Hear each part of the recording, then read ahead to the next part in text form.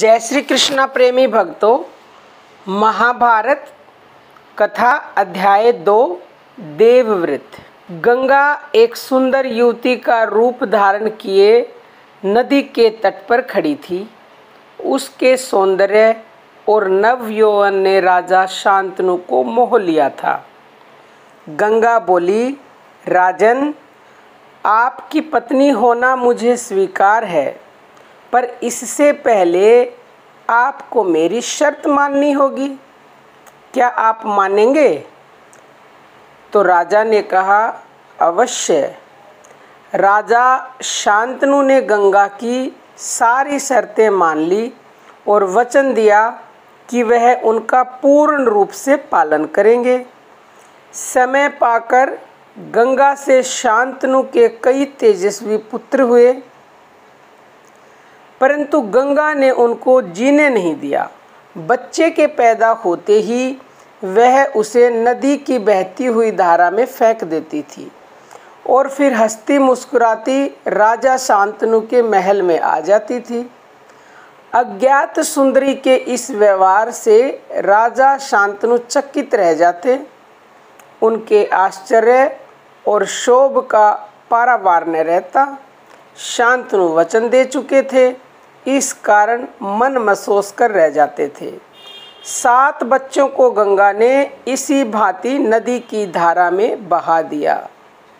8वां बच्चा पैदा हुआ। गंगा उसे भी लेकर नदी की तरफ जाने लगी तो शांतनु से न रहा गया।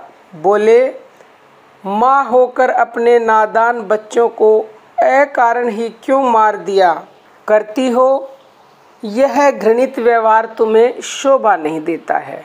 राजा की बात सुनकर गंगा मन ही मन मुस्कुराई, परंतु क्रोध का अभिनय करती हुई बोली, राजन, क्या आप अपना वचन भूल गए हैं? मालूम होता है कि आपको पुत्र से ही मतलब है, मुझसे नहीं। आपको मेरी क्या परवाह है? ठीक है, पर शर्त के अनुसार मैं अब नहीं ठहर सकती। हाँ, आपके इस पुत्र को मैं नदी में नहीं फेंकूंगी। इस अंतिम बालक को मैं कुछ दिन पालूंगी और फिर पुरस्कार के रूप में आपको सौंप दूंगी। यह कहकर गंगा बच्चे को साथ लेकर चली गई। यही बच्चा आगे चलकर भीष्म पितामह के नाम से विख्यात हुआ।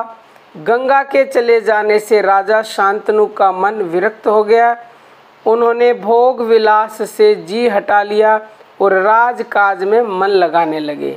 एक दिन राजा शिकार खेलते खेलते गंगा के तट पर चले गए तो देखा किनारे पर खड़ा एक सुंदर और गठीला युवक गंगा की बहती हुई धारा पर बाण चला रहा था। बाणों की बौछार से गंगा की प्रचंड धारा एकदम रुकी हुई थी।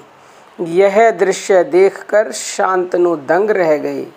इतने में ही राजा के सामने स्वयं गंगा आकर उपस्थित हो गई।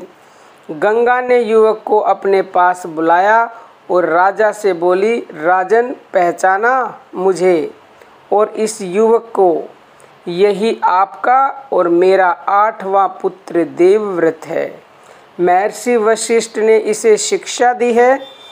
शास्त्र ज्ञान में शुक्राचार्य और रण कौशल में परशुराम ही इसका मुकाबला कर सकते हैं। यह जितना कुशल योद्धा है उतना ही चतुर राजनीतिक भी है। आपका पुत्र मैं आपको सौंप रही हूँ, अब ले जाइए इसे अपने साथ। गंगा ने देवव्रत का माथा चूमा और आशीर्वाद देकर राजा के साथ उसे विदा कर दिया। तो आज हमने अध्याय 2 यानी कि देवव्रत के बारे में जाना। अगले वीडियो में अध्याय 3 भीष्म प्रतिज्ञा के बारे में हम जानेंगे। तब तक के लिए आप इस अध्याय का आनंद लीजिए। हमारा दूसरा चैनल है शब्द मंथन, उसकी वीडियोस देखना चाहते हो तो इसी वीडियो के डिस्क्रिप्शन में लिंक मिलेगी। आज के लिए इतना ही। जय श्री कृष्णा प्रेमी भक्तों।